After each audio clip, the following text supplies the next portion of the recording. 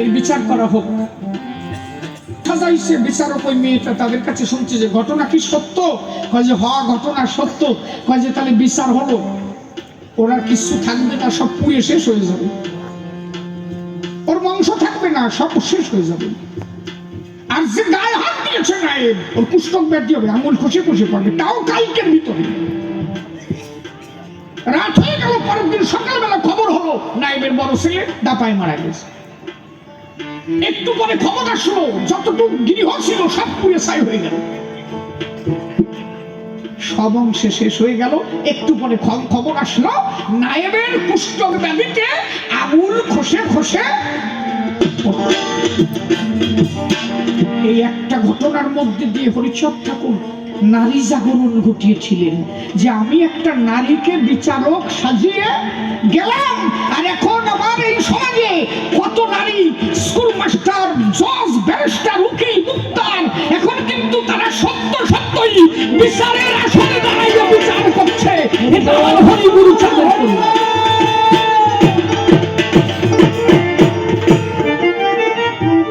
তুমি দেখাতে পারো কোন যুগে এরকম একটা ঘটনা যে নারীকে এত অধিকার দিয়েছিল কোন ভগবান?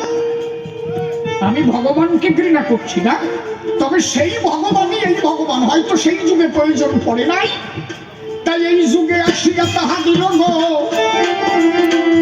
নারীর পূর্ণ অধিকার। এবার যা দিয়েছে আমার শিহরি সর্বদা, মিলাইছে প্রেমের মেলা সিধা মোরা কান্দি ধাম। যেথা গেলে পূর্ণ হয় জীবের তিতাপ মনস্কাম। তুমি আর এক কথা বলেছ, ধর্মসভা পরে একবারে আলোচনা হচ্ছে, বুঝাই সভা পরে বলছে নিম্ন কাষ্টের মানুষের জন্য গুরুচাঁদ ঠাকুরের কি অবদান। আরে ভগবান কোন এক জাতির মধ্যে আসলে বোঝো না। এখন আপনারা যদি বলেন আপনি বারে বারে নম নম কন, আপনি বারে বারে ছোট জাতের কথা কন, এর একটা বিষয় আছে। যারা এদেরকে ছোট ভেবেছিল, যারা এদেরকে ছোট ভেবে চেপে রেখেছিল, ঠাকুর এদের মধ্যে এসে দেখালো যে আমার কাছে কোনো ছোট বড় বৈষম্য নেই। গুরুচাঁদ ঠাকুর কি করেছিল জানো? তার অবদানের তো শেষ হয় না। হরিচাঁদ ঠাকুর 3 বছর ইসলামি করার পরে যখন পদ্মবিলে দশরথের বাড়ি গেল, দশরথ যখন হরিনামে উদাসী হয়ে গেল, আর তার দ্বারা পড়াশোনা করানো হলো না, ওইখান থেকে মল্লকান্দি গোলক কীর্তনিয়ার বাড়ি, সেখান থেকে ওরা কান্দি এলো। হরিচাঁদ ঠাকুর, কথাটা শোনো, হরিচাঁদ ঠাকুর গুরুচাঁদ ঠাকুরকে হাতে নিয়ে প্রত্যেকটা স্কুলের দ্বারে দ্বারে ঘুরে বেরিয়েছিল। উচ্চ বর্ণীয় স্কুল বলে কোন স্কুলে গুরুচাঁদ ঠাকুরকে জায়গা দেওয়া হয়নি। কোন স্কুলে গুরুচাঁদ ঠাকুরকে ভর্তি করা হয়নি। দুঃখ পেয়েছি হরিচাঁদ, ওরা কান্দি এলো। মনে মনে তখন তার চিন্তা জেগে গেল, ভেবেছিলাম ওকে শিক্ষা দিয়ে সমাজে দাঁড় করাইয়ে যাব, এখন ছেলে মানুষ করতে আমি কোন স্কুলে দেব? তখন মুসলমানদের বক্তব্যে কয়েকজন মুসলমান এসে বললেন, দেখেন আপনাদের মধ্যে বর্ণভেদ থাকতে পারে, আমাদের মধ্যে বর্ণভেদ নেই, আপনি আপনার ছেলেকে আমাদের বক্তব্যে পড়াতে পারেন। শেষ পর্যন্ত গুরুচাঁদ ঠাকুরকে মুসলমানদের স্কুলে ভর্তি হতে হয়েছিল এবং সেখানে পড়াশোনা করেছিল। দুঃখের বিষয়, কোনো ভালো স্কুলে তাকে ভর্তি করা হলো না বলে অল্প বয়সে তার সংসার জীবনে পদার্পণ করতে হলো। মাত্র 12 বছর। সত্যভামা মার বয়স তখন মাত্র 10 বছর। কিন্তু হরিচাঁদ ঠাকুর চেয়েছিলেন গুরুচাঁদ ঠাকুরকে উচ্চ শিক্ষায় শিক্ষিত করতে, তাকে কোন স্কুলে ভর্তি নেওয়া হলো না। এই জায়গাটা ভাববা না। আর আজকে আমরা সুযোগ পেয়েও যদি সেই সুযোগ হারাই, আমি তো বললাম যে একটা ছেলেকে মানুষ করতে মাত্র 10টা বছর সময় লাগে, 10 বছর। 6 বছর থেকে 10 বছর যদি ওই ছেলেটাকে ট্যাকেল দেওয়া যায়, একটা ছেলে যদি জীবনে মানুষ করা যায়, আর তার ইনকাম করে খাওয়া লাগে।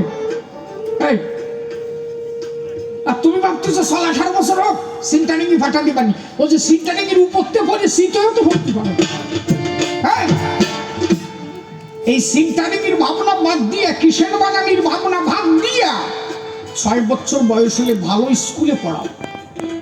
মাত্র 10টা বছর ওই সন্তানের জন্য একটু কষ্ট করো। প্রতি মাসে যদি ওই ছেলেটার জন্য 3 থেকে 4 হাজার টাকা বাজেট রাখতে পারো, যে আমার ওই ছেলেটার জন্য 3000 টাকা প্রতি মাসে ক্ষয় করবো, আমি দিনে 1 মুখ সিদ্ধ ভাত খাবো, কিন্তু মাসে 3000 টাকা ছেলের পিছনে ব্যয় করবো, ছেলেটারে আমি মানুষের মতো মানুষ বানাবো। হয় ওই সামান্য অর্থ আমরা ব্যয় করতে পারি না, অবশেষে এমন ঘটনা ঘটে সেই ছেলের জন্য নাকসুল সব কাটে। সামান্য একটু সময়, মাত্র 10টা বছর যদি সন্তানকে মানুষ করতে পারো, সারা জীবন বসে খাবা। আমাকে নিমিজিমি শোনো, একদম নিমিজিমি মোড়, 3 রাস্তার মোড়ে, ওইখানে আমার ঘর হচ্ছে, ওই পাশের বাড়ি ঠাকুরোজা নাম, 2টো ছেলে। আমি ঠাকুরোজাকে দেখেছি ছাগল নিয়ে মাঠে গেছি, পরের জমিতে নির্গনি ঠেলিছে, দিন গেলে খাবার পেয়েছে কিনা ঠিক নাই, কিন্তু 2টো ছেলেকে এত কষ্ট করে মানুষ করেছে। সেই 2টো ছেলে, বড় ছেলেটা কলেজের প্রফেসর, ছোট ছেলেটা রেলের ড্রাইভার। এখন ঠাকুরোজা ওই জাগের সাথে নির্গনি ঠেলতো, তারা এখন ঠাকুরোজা পার কাছে এসে বসে থাকে। সারা জীবনে সুখ পেয়েছে না? কথা কইও নাকি? তাহলে মাত্র 10টা বছর একটা সন্তানকে যদি পিছনে খাটনি দিতে পারো, ওই ছেলের জন্য সামনের ভবিষ্যৎ তোমার উজ্জ্বল। সন্তানের দোষ কেন দিচ্ছি না? গার্জেন ভালো না হলে ছেলে মেয়ে ভালো পারে না। বাবা যদি রাত্রে চুল্লু খেয়ে আসে,